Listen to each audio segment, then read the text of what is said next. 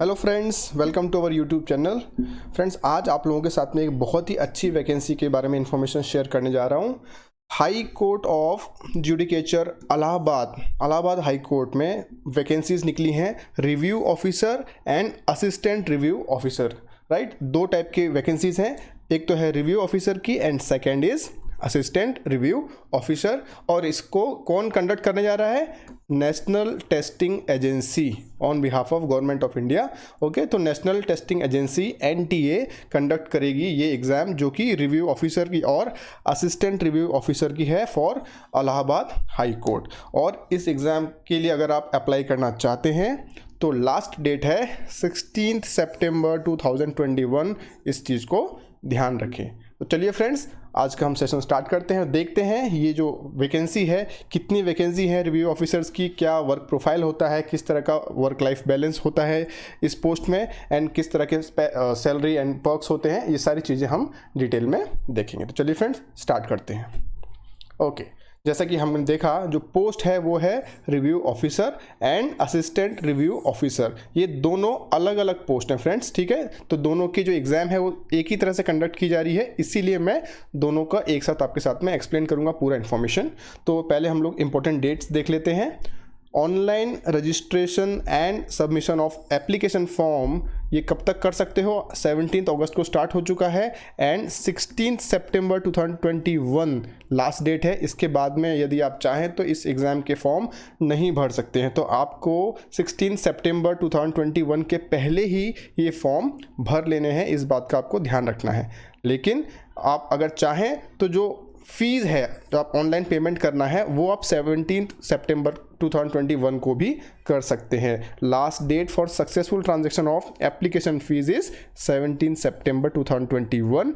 लेकिन आप जिस दिन एग्ज़ाम का फॉर्म भर रहे हो उसी दिन भी ये फ़ी पे कर सकते हो ऑनलाइन। इसलिए आपको यही सलाह दी जाती है कि जिस दिन आप एग्ज़ाम का फॉर्म भरते हो उसी दिन पेमेंट कर दीजिए। कहीं आप गलती से भूल गए तो अगर आपने पेमेंट नहीं की लेकिन फॉर्म भर दिया है और उसकी डेट निकल गई तो आपका फॉर्म रिजेक्ट हो जाएगा। आपको फॉर्म भी ऑनलाइन भरना है, पेमेंट भी करनी है। जब आप दोनों चीज़ कंप्लीट करोगे तभी जाकर आप इस एग्ज़ाम में बैठ सकते हो, अदरवाइज़ आपका फॉर्म रिजेक्ट हो जाएगा। तो ये बात का ध्यान रखना है कि 16 सितंबर के पहले आपको फॉर्म भर लेना है, साथ ही साथ आपको पेमेंट भी कर देनी है, ठीक है। देखिए, application forms are submitted in online mode only. ये बात भी ध्यान रखना है कि आपको कोई फॉर्म प्रिंट आउट लेके कहीं से भी और इनके नेशनल टेस्टिंग एजेंसी के ऑफिस में नहीं भेजना है, ना ही आपको कोई इलाहाबाद हाई कोर्ट में कोई फॉर्म भेजना है फिजिकली। राइट, जो आपका एप्लीकेशन फॉर्म होगा इस एग्ज़ाम्स के लिए वो सिर्फ और सिर्फ ऑनलाइन मोड में ही आपको फिलअप करना है। राइट, अब देखिए फीस कितनी है। अगर आप रिव्यू ऑफिसर की एग्ज़ाम के लिए अप्लाई करना चाहते हो और आप जनरल कैटेगरी में हो या फिर OBC कैटेगरी में हो तो आपको 800 रुपये की फ़ी पे करनी पड़ेगी। एंड अगर आप SC या ST कैटेगरी में आते हो उत्तर प्रदेश के अंदर तो आपको 600 रुपीज़ की फ़ी पे करनी पड़ेगी। देन अगर आप असिस्टेंट रिव्यू ऑफिसर की एग्ज़ाम में बैठना चाहते हो तो उसके लिए आपको जनरल एंड OBC कैटेगरी वाले लोग 800 रुपये पे करेंगे and again SC ST belonging to Uttar Pradesh वो लोग 600 रुपीज़ पे करेंगे। तो ये फ़ी स्ट्रक्चर है। और बाकी जो फीस में जितने लोगों को छूट वगैरह मिलती है उसके लिए आप डिटेल जो नोटिफिकेशन है उसको देख लीजिएगा, वो चीज़ हम यहाँ पे डिस्कस नहीं करें। मैं जो भी इन्फॉर्मेशन दे रहा हूँ वो जनरल कैटेगरी के हिसाब से दे रहा हूँ, ठीक है। तो आपको फ़ीस के बारे में हमने बता दिया एंड सबसे इंपॉर्टेंट जो डेट्स हैं कि एग्ज़ाम के फॉर्म को फिलअप करने की डेट्स के बारे में बता दिया। आप लास्ट किस तारीख को पेमेंट कर सकते हो एप्लीकेशन फ़ी का वो भी बता दिया। लेकिन आपको सलाह देता हूँ जल्दी से जल्दी आप एग्ज़ाम का फॉर्म भर दीजिए अगर आप अप्लाई करना चाहते हैं एंड सेम डे आप उसका पेमेंट भी कर दीजिएगा। राइट, तो आगे हम स्टार्ट करते हैं। चलिए, अब देखिए जैसे कि रिव्यू ऑफिसर है या असिस्टेंट रिव्यू ऑफिसर हुआ तो इसके बारे में लोगों को इन्फॉर्मेशन बहुत ज़्यादा नहीं होती है कि ये एग्जैक्टली जो हाई कोर्ट है इलाहाबाद का वहाँ पे इनका काम क्या होता है और इनकी वर्क प्रोफाइल क्या है, जॉब प्रोफाइल क्या है, ये है क्या एग्जैक्टली, ये किस लेवल का जॉब है ना। तो सबसे पहले मैं बता दूँ कि जो रिव्यू ऑफिसर्स होते हैं they are clerk only. Okay, वो क्लरिकल जॉब है लेकिन वो थोड़ा हायर लेवल का क्लर्क होता है, हायर डिवीज़न जो अपर लेवल का जो क्लर्क है ना, उस टाइप का जॉब होता है। तो बेसिकली जो रिव्यू ऑफिसर है तो वो गैजेटेड पोस्ट, लेकिन वो क्लरिकल जॉब ही है, हायर लेवल क्लरिकल जॉब है। तो वो करता क्या है जो रिव्यू ऑफिसर है, he checks files before it goes to the standing council, यानी कि जो गवर्नमेंट लॉयर्स होते हैं, है ना, या फिर जो जजेस हैं, उनके पास जो फाइल्स जा रही हैं तो उनको वो चेक करता है। ही चेक्स दी फाइल्स, यानी कि फाइल्स में कुछ गलती ना हो, फाइल्स अपडेटेड हैं, कोई गलती नहीं है, डिस्क्रिपेंसी तो नहीं है, ये चेक करने का काम होता है रिव्यू ऑफिसर का। आप बोलेंगे रिव्यू ऑफिसर का ये काम है, तो असिस्टेंट रिव्यू ऑफिसर क्या करता है? असिस्टेंट रिव्यू ऑफिसर जो है वो रिव्यू ऑफिसर को ही उसके काम में मदद करता है। बस आप समझ लीजिए कि असिस्टेंट रिव्यू ऑफिसर प्रमोट होने के बाद रिव्यू ऑफिसर बनता है। तो आप यहाँ पे डायरेक्टली असिस्टेंट रिव्यू ऑफिसर बन सकते हैं, या फिर आप रिव्यू ऑफिसर का एग्जाम देके डायरेक्टली रिव्यू ऑफिसर भी बन सकते हैं। यदि आपने रिव्यू ऑफिसर की एग्जाम क्लियर नहीं कर पाई और असिस्टेंट रिव्यू ऑफिसर की एग्जाम क्लियर कर ली, तो भी आप कुछ साल के बाद प्रमोट होकर रिव्यू ऑफिसर बन जाएंगे। तो बेसिकली जो असिस्टेंट रिव्यू ऑफिसर होता है वो रिव्यू ऑफिसर को असिस्ट करता है, उसके काम में मदद करता है। ठीक है, so it is one of the respectable position in Allahabad high court. देखिए, है तो क्लरिकल जॉब मैंने बताया, एंड हायर लेवल क्लर्क होता है, वो हायर डिवीज़न का क्लर्क होता है, लेकिन बहुत ज़्यादा उसको रिस्पेक्ट मिलती है कोर्ट में, उसे बहुत ज़्यादा रिस्पेक्ट मिलती है, बिकॉज उसका जो काम है बहुत इंपॉर्टेंट काम है कि जो केसेस चल रहे हैं उनकी जो फाइल है फाइनली जब वो जज के पास जाती है वो एरर फ्री होना चाहिए। इसकी रिस्पॉन्सिबिलिटी रिव्यू ऑफिसर की होती है। ही रिव्यूज़ द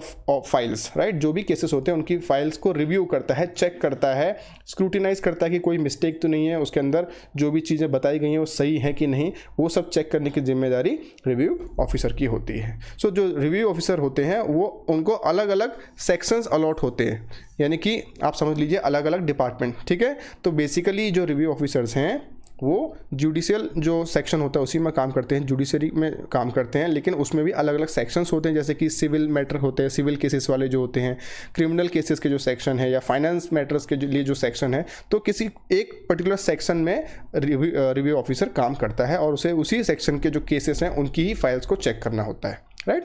तो जो रिव्यू ऑफिसर है he is basically responsible for any mistakes in files before it goes to the honourable जजेस, यानी he is responsible for checking, यहाँ पे एक वर्ड रह गया है, he is responsible for checking any mistakes in the files before it goes to honourable जजेस, यानी कि जो भी फाइल्स, किसी भी कोर्ट केस की फाइल जब वो जज के पास जाती है हियरिंग के टाइम, वो जाने के पहले उसे चेक करता कौन है? Review officer. उसमें कोई मिस्टेक तो नहीं है, ये जो मिस्टेक है तो उसको करेक्ट करवाना, ये जिम्मेदारी रिव्यू ऑफिसर की होती है। सो जो रिव्यू ऑफिसर है he has to check all the documents mentioned in the file are correct and original, यानी कोई केस है, फॉर एग्जांपल कोई सिविल मैटर का केस है या फाइनेंस मैटर का केस है, तो उसकी जो फाइल होगी उसमें जो भी डॉक्यूमेंट्स, प्रूफ जो भी दिए गए होंगे वो सही हैं एंड ओरिजिनल हैं, ये असर्टेन करने की रिस्पॉन्सिबिलिटी रिव्यू ऑफिसर की होती है। क्योंकि एक बार वो फाइल अगर किसी जज के पास चली गई और जज ने उसको वो जो भी प्रूफ्स हैं उसके अंदर उनको पढ़ के अपना जजमेंट दे दिया और बाद में मालूम पड़ा कि उसमें जो भी प्रूफ्स थे वो गलत थे, तो ये एक बहुत ही बड़ी मिस्टेक हो जाएगी ऑन बिहाफ ऑफ कोर्ट। लेकिन ऐसा नहीं हो सकता, उसीलिए ये क्रॉस चेक करने के लिए रिव्यू ऑफिसर को रखा जाता है। जितने भी मैटर होंगे कोर्ट के जो उसके पास में आएंगे, फाइल्स आएंगी, उनको कम्प्लीटली वो चेक करता है एंड फिर वो हियरिंग की डेट भी वही डिसाइड करता है। तो ये कुछ इंपॉर्टेंट रिस्पॉन्सिबिलिटीज़ होती हैं रिव्यू ऑफिसर्स की। एंड अगेन मैं बता दूं कि जो असिस्टेंट रिव्यू ऑफिसर होता है वो रिव्यू ऑफिसर को मदद करता है, असिस्ट करता है उसकी डे टू डे एक्टिविटीज़ में, right? Then the review officers also have to take brief notes of every hearing and have to note it down somewhere। देखिए जो रिव्यू ऑफिसर्स होते हैं वो एक तो हियरिंग के लिए जो फाइल जाती हैं जजेस के पास में उनको चेक करता है, उसके बाद में जो हियरिंग होती है तो उसका जो जिस्ट है, समरी है, उसके ब्रीफ नोट्स भी लेता है और उन्हें कहीं ना कहीं नोट डाउन करके रखता है, कोई फाइल वगैरह जो भी है। तो रिव्यू ऑफिसर का काम सिर्फ फाइल्स चेक नहीं करना है, उसके बाद में जब हियरिंग होती है एक्चुअल कोर्ट में तो उसकी समरी भी उसको ब्रीफ नोट्स के फॉर्म में रखनी पड़ती है संभाल करके। They are allotted different works according to their age and seniority. अब देखिए जब कोई नया रिव्यू ऑफिसर होगा तो उसको बहुत बेसिक टास्क मिलेंगे, राइट, लेकिन जैसे जैसे उसकी सीनियोरिटी बढ़ती जाएगी, ओके, उसका एक्सपीरियंस बढ़ता जाएगा तो उसका जो वर्क स्कोप होगा, स्कोप ऑफ वर्क होगा, वो भी बढ़ता जाएगा और चेंज होता जाएगा, right. So review officers have the power to reject your files, जो रिव्यू ऑफिसर है उसके पास में कोई केस की फाइल आई, अगर उसको कुछ डिस्क्रिपेंसी दिखती है, उसमें कुछ मिस्टेक दिखती है, कोई डॉक्यूमेंट गलत दिखता है उसमें, है ना, ओरिजिनल नहीं है, कुछ गड़बड़ दिखती है, तो वो रिजेक्ट कर सकता है वो फाइल को, ओके। और वो हियरिंग के लिए वो फाइल को नहीं भेजेगा, वो डिले भी कर सकता है उस हियरिंग्स में अगर उसे कुछ गड़बड़ दिखी, डिस्क्रिपेंसी दिखी किसी फाइल में। तो ये पावर दी गई है रिव्यू ऑफिसर्स को। ये क्यों दी गई है? बिकॉज ताकि जो कोर्ट है उसमें जो जजमेंट है उसमें कोई मिस्टेक ना हो जाए, इसलिए ये पावर दी गई है रिव्यू ऑफिसर को कि वो जो भी फाइल्स जज तक जाएंगी पहले चेक करेगा, उसमें कुछ गड़बड़ लगी तो उनको रिजेक्ट कर देगा। So they are allotted work from section officers और असिस्टेंट रजिस्ट्रार। अब देखिए जो रिव्यू ऑफिसर है उसको कौन हेल्प करता है? असिस्टेंट रिव्यू ऑफिसर हेल्प करता है। और जो रिव्यू ऑफिसर उसको काम कौन देता है, उसको कौन रिस्पॉन्सिबिलिटीज देता है अलग अलग, उसको काम देता है सेक्शन ऑफिसर। यानी कि जो रिव्यू ऑफिसर है वो सेक्शन ऑफिसर को रिपोर्ट करता है। और कभी कभी असिस्टेंट रजिस्ट्रार भी रिव्यू ऑफिसर को रिस्पॉन्सिबिलिटीज या फिर काम दे सकता है, राइट। ओके, तो हमने देख लिया जॉब प्रोफाइल कैसा है। अब उसका जो डे टू डे वर्किंग है वो किस तरह से है। जैसे आप नए नए ज्वाइन करोगे अगर आप रिव्यू ऑफिसर, तो आपके स्टार्टिंग डेज जो होंगे आपके करियर में, they will be a bit hectic. क्यों? बिकॉज देखिए कोर्ट में बहुत सारे केसेस होते हैं और वहाँ पे आपको जो आप क्लरिकल लेवल पर काम करोगे इनिशियली, तो आपको खुद सारे काम करने पड़ेंगे, राइट। ऐसा नहीं है कि आपके अंडर में बहुत सारी बड़ी टीम होगी, ऐसा नहीं है, आपको खुद ही मैनुअली सारा काम करना है। तो इसलिए थोड़ा सा जो इनिशियल डेज होंगे आपके करियर में, थोड़ा सा आपको वर्क प्रेशर होगा और कोई अननेसेसरी आउटसाइड प्रेशर नहीं होगा, वर्क प्रेशर होगा, थोड़ा सा हेक्टिक होगा। लेकिन जैसे जैसे आप प्रोग्रेस करोगे करियर में, आपके प्रमोशंस हो जाएंगे, फिर उसके बाद में आप सिर्फ मैनेजरियल काम करोगे, एडमिनिस्ट्रेशन में चले जाओगे, लेकिन इनिशियली आपको सारा काम खुद ही करना पड़ेगा। So after gaining experience you will be promoted as section officer. देखिए अभी हमने देखा था कि जो रिव्यू ऑफिसर है वो बेसिकली रिपोर्ट करता था सेक्शन ऑफिसर को, लेकिन कुछ सालों के बाद में जब उसके पास एक्सपीरियंस आ जाएगा 8-10 साल में, फिर वो सेक्शन ऑफिसर बन जाता है। यानी फिर अब वो काम देगा अपने नीचे वाले जो रिव्यू ऑफिसर्स हैं या फिर असिस्टेंट रिव्यू ऑफिसर्स हैं उनको। तो यहाँ पे आने के बाद में आप फिर काम एडमिनिस्टर करने लगोगे, आप खुद नहीं करोगे, right. Section officer allots the work to review officers, right. अब देखिए जनरली वर्क टाइमिंग कैसा होता है, तो जनरली आप देखेंगे तो 9:30 से 4:30 ऑफिशियल वर्किंग आवर्स होते हैं। लेकिन इसका मतलब ये नहीं कि आप 4:30 बजे ही घर पे आ जाओगे, उसके बाद में भी आपको जो बैक ऑफिस का वर्क है उसको कंप्लीट करना होता है। तो तकरीबन अगर आप जल्दी भी कर लो, अगर आप बहुत एक्सपर्ट हो गए अपने काम में, तो आप 6 बजे तक भी निकल सकते हो। कई बार जनरली देखा जाता है कि जो रिव्यू ऑफिसर्स होते हैं वो लोग जनरली 6 से 7 बजे तक उन्हें काम करना ही पड़ता है, मतलब बैक ऑफिस वर्क काफ़ी रहता है। और जैसा कि मैंने बताया कि इनिशियल डेज में आपको थोड़ा सा हेक्टिक होगा, वर्क ज़्यादा होगा, काम ज़्यादा होगा, आपको सीखने में भी समय लगेगा, तो इसलिए थोड़ा आपको रुकना भी पड़ेगा। लेकिन जनरली जो ऑफिशियल टाइमिंग्स होते हैं, यानी कि जो आपके पास ऑफिशियल काम आएगा वो आएगा 9:30 से 4:30 के बीच में ही। उसके बाद में आपको बैक ऑफिस का काम संभालना पड़ेगा, राइट। सो जो रिव्यू ऑफिसर होता है he receives very good support and respect from various government departments. अब देखिए एक चीज़ बहुत अच्छी है कि आप हाई कोर्ट में काम करने वाले हो, है ना, आप जुडिशरी के एक हिस्सा बन जाओगे, तो आपको काफ़ी अच्छा सपोर्ट मिलेगा, रिस्पेक्ट मिलेगा। कहाँ से? जितने भी गवर्नमेंट डिपार्टमेंट्स हैं, क्योंकि जितने भी गवर्नमेंट डिपार्टमेंट्स हैं उन्हें कभी ना कभी तो कोर्ट में आना पड़ता है, कुछ ना कुछ काम पड़ता ही है। तो इवन आपको पुलिस डिपार्टमेंट से भी बहुत अच्छा सपोर्ट और रिस्पेक्ट मिलेगा। तो ये एक चीज़ बहुत अच्छी है कि अगर आप RO हो तो आपको जितने भी गवर्नमेंट डिपार्टमेंट से वहाँ से काफ़ी अच्छा सपोर्ट मिलेगा, आप आराम से अपना काम कर सकेंगे, राइट। तो ये वर्क प्रोफाइल था। अब देखिए जो अगर आप हाई कोर्ट में RO हो, रिव्यू ऑफिसर हो, तो आपका प्रमोशन किस तरह से होता है। तो देखो सबसे जो हमने जूनियर लेवल पे देखा था वो हो गया था आपका assistant review officer. Assistant review officer किसकी मदद करता है काम में? रिव्यू ऑफिसर की। जब आप रिव्यू ऑफिसर बन जाओगे उसके बाद में कुछ सालों के बाद एक्सपीरियंस के बाद आपका प्रमोशन होगा, then you will become section officer. उसके बाद में फिर आप असिस्टेंट रजिस्ट्रार बनते हो, ये क्लास 1 हो जाता है। देखिए अभी आप जब रिव्यू ऑफिसर हो ये क्लास 2 है, ठीक है ना, गैजेटेड है, नो डाउट ये एक गैजेटेड पोस्ट है, लेकिन क्लास 2 है। लेकिन जैसे ही आप असिस्टेंट रजिस्ट्रार बनोगे आप क्लास 1 ऑफिसर हो जाओगे। उसके बाद में आपका प्रमोशन होगा तो डेप्यूटी रजिस्ट्रार बनोगे, राइट। और जैसे ही आप डेप्यूटी रजिस्ट्रार बनते हो तो ये जो पोस्ट है it is equivalent to chief judicial magistrate, right. उसके बाद में आप जॉइंट रजिस्ट्रार बनोगे और ये जो पोस्ट है ये इक्विवेलेंट होती है किसको? एडिशनल जुडिशियल मजिस्ट्रेट को। एंड फाइनली आप रजिस्ट्रार बन जाओगे and it is equivalent to district जज। जो रजिस्ट्रार की पोस्ट है काफ़ी अच्छी और पावरफुल पोस्ट होती है और वो जो डिस्ट्रिक्ट का जज होता है उसके इक्विवेलेंट मानी जाती है। तो ये बहुत ही अच्छी हायरार्की है। प्रमोशन थोड़ा आपको इनिशियली आपको टाइम लगेगा, लेकिन बाद में आप प्रमोट होते जाएंगे एंड फाइनली आप रजिस्ट्रार तक पहुंच सकते हैं। And the promotion of the review officer would go like this, and at last they will be equivalent to district judge। ये district judge के आप लेवल तक पहुंच जाएंगे। समझ सकते हैं कितनी प्रेस्टिजियस पोजीशन होगी। इनिशियली आपके जो शुरुआती दिन होंगे करियर में, चाहे आप असिस्टेंट के तौर पे ज्वाइन करें, चाहे आप रिव्यू ऑफिसर बन जाए डायरेक्टली, थोड़े से हेक्टिक रहेंगे, काम ज़्यादा होता है, लेकिन जैसे ही आप सेक्शन ऑफिसर बनते हो उसके बाद से धीरे धीरे करके वो जो वर्क प्रेशर था वो कम हो जाएगा। तो इस तरह से आप करियर में प्रमोट होते जाएंगे अगर आप रिव्यू ऑफिसर के तौर पे ज्वाइन करते हैं। चलिए आगे बढ़ते हैं। ओके, इंटरेस्टिंग पार्ट जो सबसे होता है सैलरी स्ट्रक्चर। तो अगर आप रिव्यू ऑफिसर का सैलरी स्ट्रक्चर देखें तो बेसिकली जब वो ज्वाइन करेगा वो लेवल 8 पे ज्वाइन करेगा, है ना। उसका पे स्केल होगा 47,600 बैंड से 1,51,100 रुपीज़ की। ये 7 जो पे कमीशन हुआ उसके अकॉर्डिंग ये लेवल 8 वाले बैंड में ज्वाइन करता है। तो उसकी जो ग्रेड पे होती है इट इज़ 4,800 एंड वो गेस्टेड पोस्ट होती है, राइट। और बेसिक पे जो होगी उसकी स्टार्टिंग में 47,600 रुपीज़ होगी और उसकी जो ग्रॉस सैलरी बनेगी अराउंड 60,000 होगी। किसी जगह पे 62,000 भी हो सकती है ग्रॉस सैलरी, लेकिन अराउंड 60,000 होगी। और इन हैंड जो आएगी कटिंग के बाद में, डिडक्शंस के बाद में, वो होगी 54 से 55,000 के बीच में। ये एक एवरेज मैंने आपको बता दिया है, प्लस माइनस थोड़ा बहुत हो सकता है। तो इस तरह से काफ़ी बढ़िया सैलरी है। स्टार्टिंग में ही आपको मिलती है 60,000 ग्रॉस सैलरी और आपके ही डिडक्शन होंगे, आपके एनपीएस के लिए पैसा जाएगा वगैरह वगैरह। तो उसके बाद में आपको 54 से 56,000 इन हैंड आ जाएगी। तो ये हमने रिव्यू ऑफिसर की सैलरी स्ट्रक्चर देखा। अब देखते हैं असिस्टेंट रिव्यू ऑफिसर का सैलरी स्ट्रक्चर कैसा है। तो देखिए यहाँ पे लेवल 7 पे ज्वाइन करेगा। जो रिव्यू ऑफिसर था वो लेवल 8 पे ज्वाइन करता है, लेकिन जो असिस्टेंट है वो 7th लेवल पे ज्वाइन करेगा एंड वो भी गेस्टेड में आ जाएगा एंड उसकी जो ग्रेड पे होगी इट विल बी 4,600।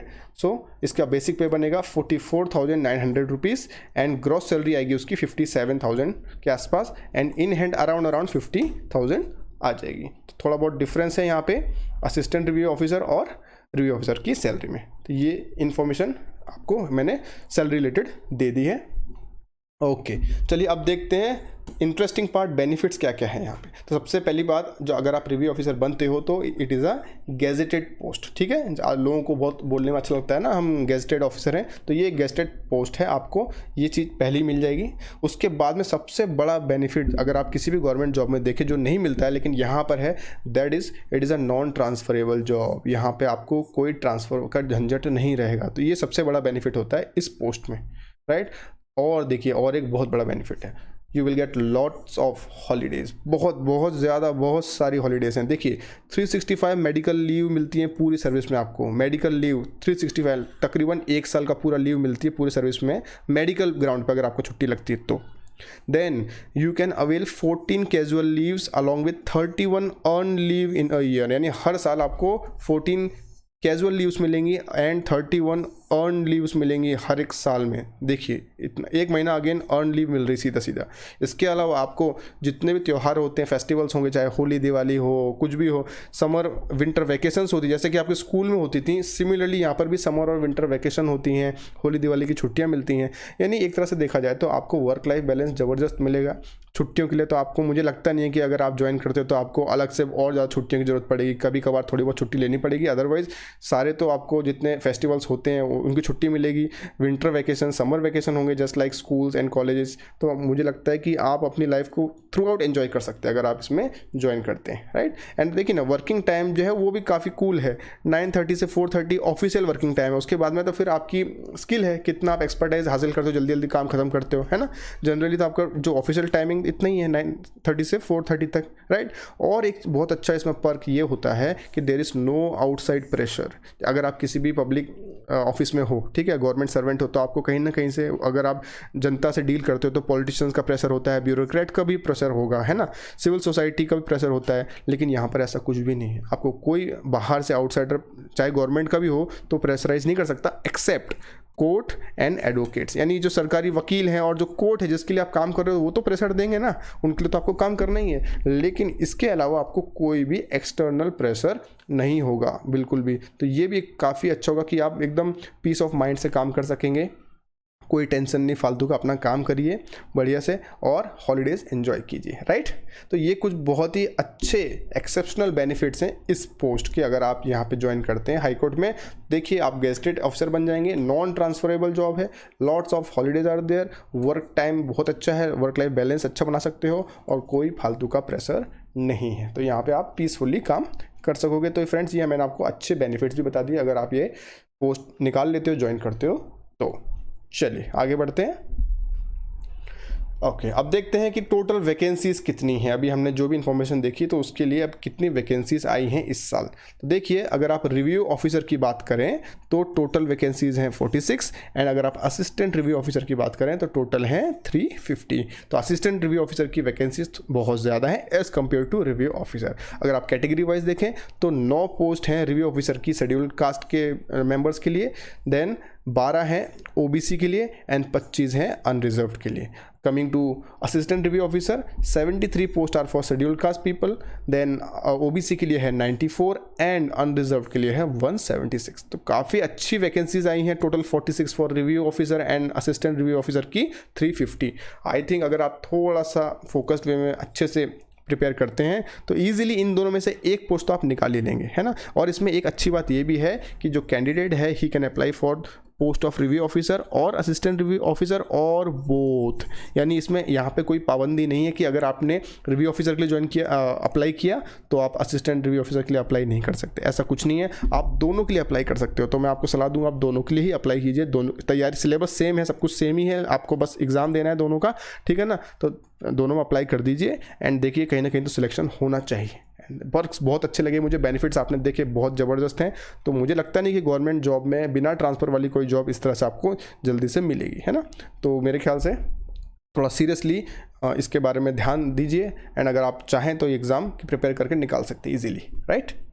चलिए अब देखते हैं एलिजिबिलिटी क्राइटेरिया क्या क्या है, क्या क्या एलिजिबिलिटी क्राइटेरिया बताया है। तो अगर आप रिव्यू ऑफिसर की बात करें आरओ के लिए तो एसेंशियल क्वालिफिकेशन क्या है, bachelor's degree of a university established by law in India. देखिए बैचलर्स डिग्री चाहिए, ठीक है, bachelor's degree of a university established by law in India and qualification or a qualification recognised as equivalent thereto, यानी कि या तो आपके पास bachelors degree हो या फिर बैचलर के इक्विवेलेंट जो कोई भी क्वालिफिकेशन जो इंडिया में रिकॉग्नाइज्ड है वो हो, तो आप इसके लिए एलिजिबल हो, राइट। अब इसके साथ साथ और भी कुछ क्वालिफिकेशंस बोली गई हैं।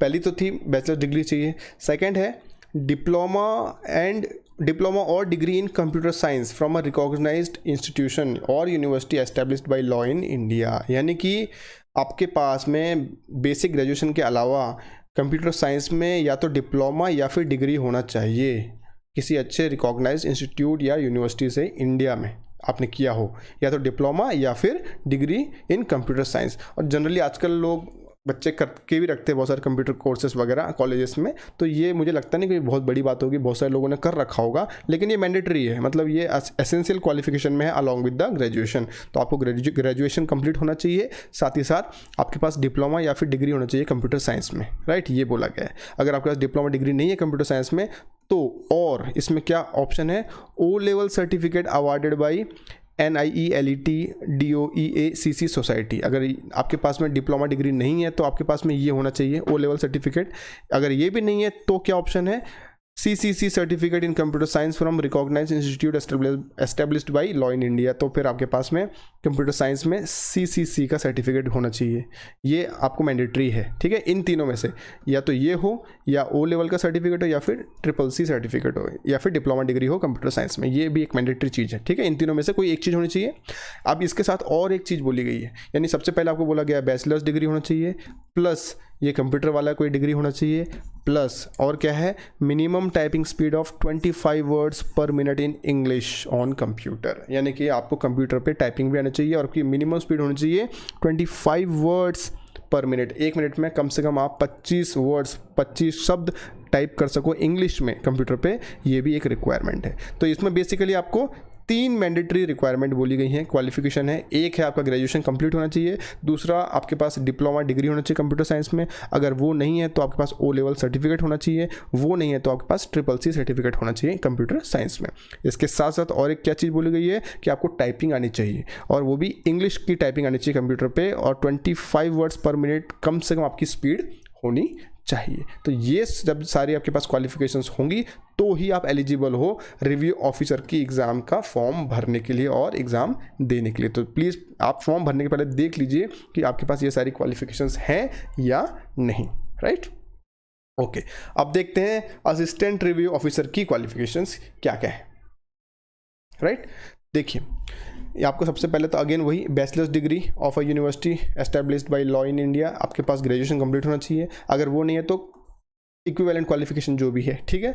सेकंड क्या चाहिए आपको इसके साथ में, diploma degree in computer science from a recognised institution, वही सेम वैसे ही, या फिर ओ लेवल सर्टिफिकेट हो, ये भी नहीं है तो फिर CCC सर्टिफिकेट हो, इन तीनों में से कोई एक चीज़ होनी चाहिए। और इसके साथ में मिनिमम टाइपिंग स्पीड कितना चाहिए आपका, 25 वर्ड्स, 25 वर्ड्स की मिनिमम टाइपिंग स्पीड चाहिए, वो भी इंग्लिश में है। अगेन सेम क्वालिफिकेशन है असिस्टेंट रिव्यू ऑफिसर और रिव्यू ऑफिसर की, ठीक है।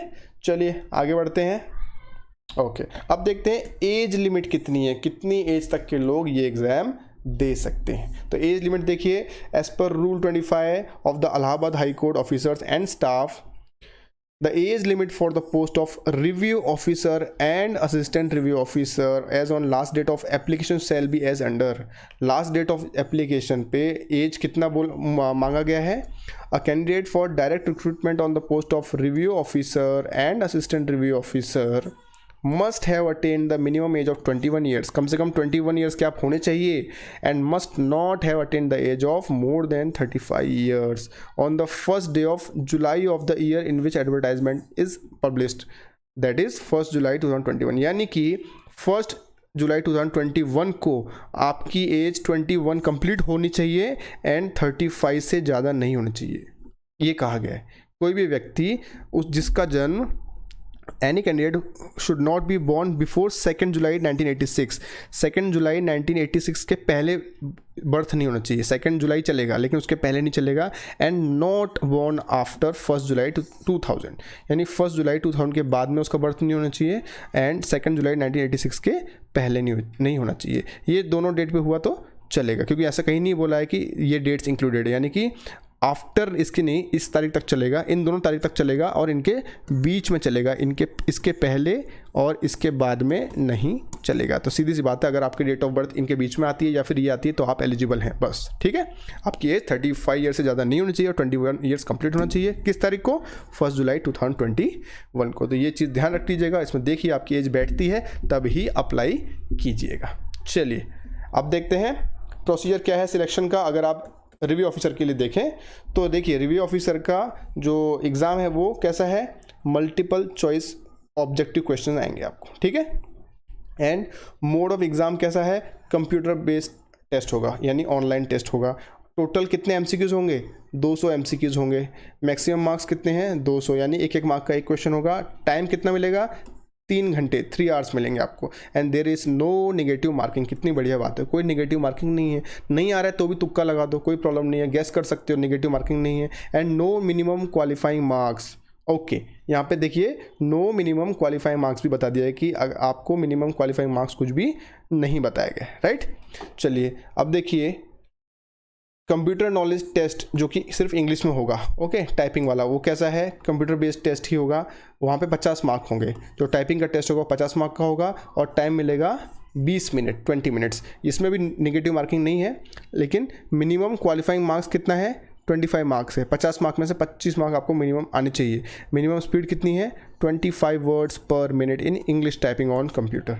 कम से कम 25 वर्ड्स आपको 1 मिनट में लिखने हैं। तो अब देखिए, ये जो पार्ट 1 का जो मल्टीपल चॉइस क्वेश्चन वाला था, यानी ये वाला जो है ना, ये फर्स्ट पार्ट वाला है, ठीक है। तो इसका सिलेबस क्या है, तो इसका सिलेबस देखिए, एक तो जनरल साइंस आएगा, यानी कि आप 10th लेवल का आप जो साइंस है ना जनरल, वो पढ़ लीजिएगा। Then history of India, normal जो हिस्ट्री ऑफ इंडिया है वो।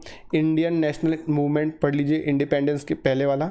Then Indian polity, economy, culture, right, Indian agriculture, commerce and trade, population, ecology, urbanisation यानी आपका ये इकोनॉमिक्स में आ गया। देन ये आपका एनवायरमेंटल साइंस में आ गया।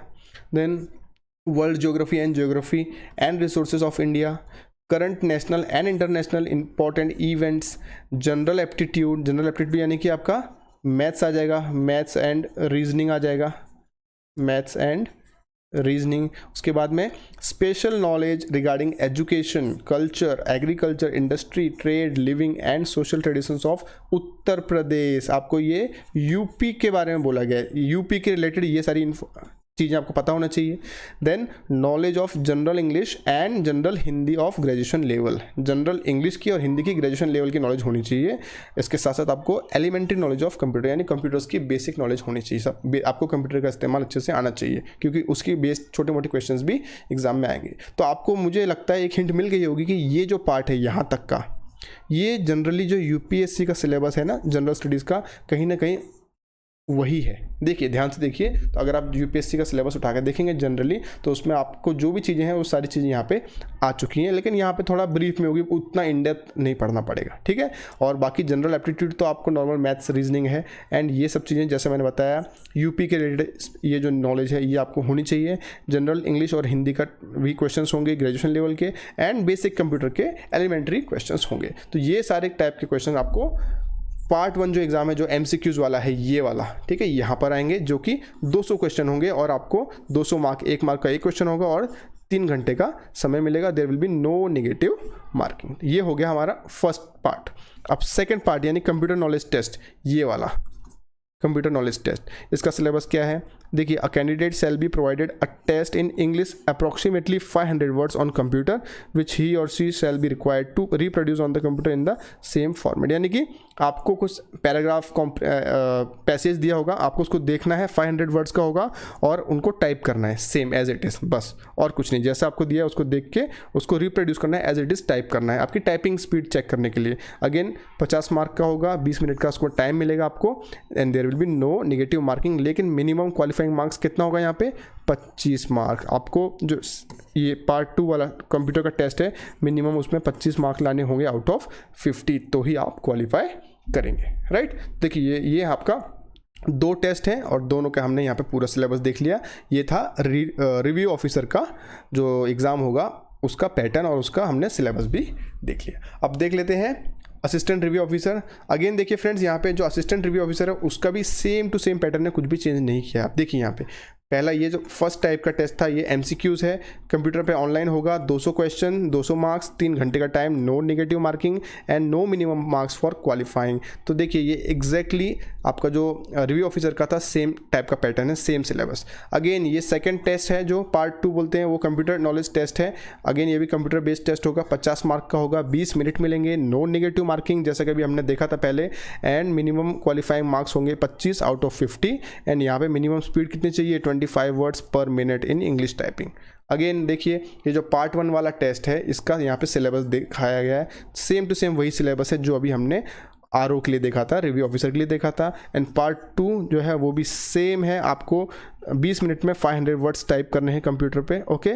तो ये भी एग्जैक्टली सेम है RO वाला, यानी कि आप दोनों फॉर्म भरिए, असिस्टेंट रिव्यू ऑफिसर का भरिए और रिव्यू ऑफिसर का फॉर्म भरिए। तैयारी एक ही करनी है, एग्ज़ाम दोनों दीजिए, जहाँ पे भी सिलेक्ट हो जाए ज्वाइन कीजिए, ठीक है ना। तो आपको दोनों एग्जाम के लिए एक ही चीज़ पढ़नी है, कोई टेंशन नहीं, राइट। तो ये हमने यहाँ पे सिलेबस पूरा देख लिया एग्जाम का। चलिए अब एग्जाम की कुछ गाइडलाइंस देख लीजिए।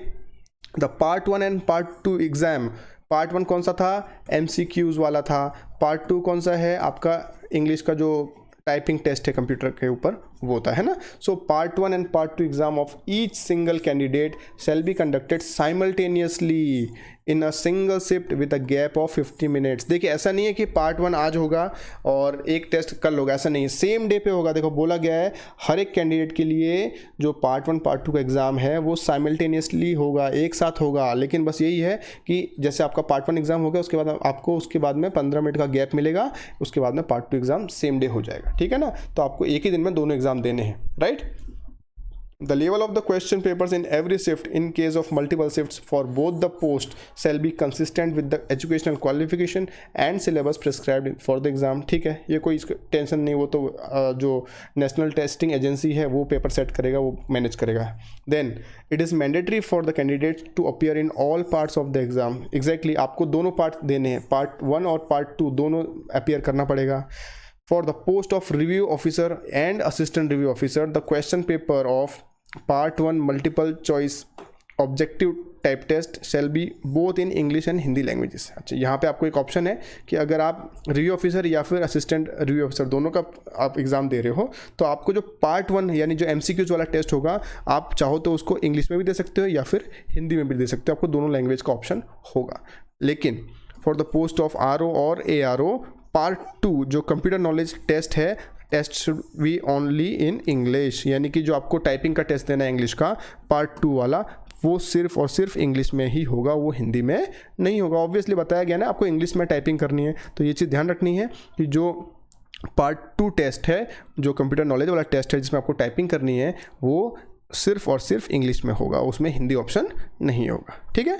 और एक बहुत इंपॉर्टेंट बात बताने जा रहा हूँ. देखिए, for the post of review officer या फिर assistant review officer there is no interview shall be held for selection. देखिए, बहुत अच्छी बात है. बहुत सारे लोगों को इंटरव्यू का बहुत टेंशन रहता है ना, तो उन लोगों के लिए ये कितनी अच्छी बात है कि there will be no interview.